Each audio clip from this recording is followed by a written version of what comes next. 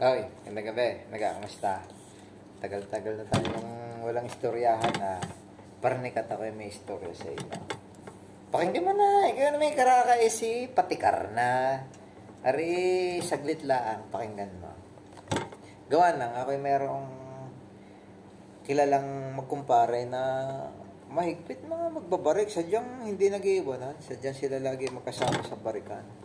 Eh ngayon, edi, nasasaan nga sa kababarik. Edi, yung isa yung namatay agad. Ngayon, may mabait-bait din naman, di na papunta sa langit. Ngayon, nalungkot yung kanyang kumpare. Edi, hindi naglao, namatay na din. Ngayon, nagpangita yung dalawa sa langit.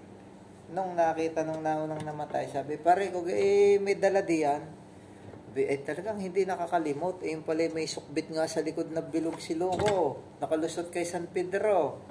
Ngayon, nung uutayin na ng dalawa, paano tayo babarik? Wala naman tayong pulutan.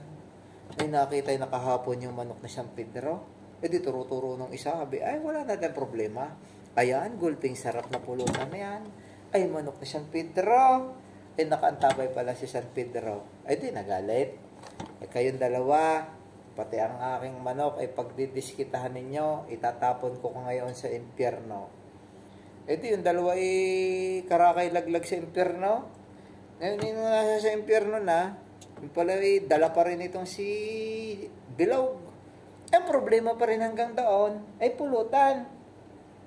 Ngayon lumabas na itong si Satanas at yung dalawa winelcome doon sa impyerno. Sabi agad nung isa, pare, wala na tayong problema sa pulutan. Ayan, pagkakalaking kambing, gulping sarap na litsunin yan. Ang lakas ng apoy dito. Natakot ngayon itong si Satanas at pati pala siya ipupulutan, lilitsunin. Sa takot doon sa dalawa, di ibinalik sa lupa. Gawa ng hindi na pwedeng ibalik sa langit di ibinalik sa lupa. Di buhay uli yung dalawa. Di kaya yung dalawa ngayon, hanggang ngayon tugang-tugan ng pagbarik. Hindi nasusunog ang atay.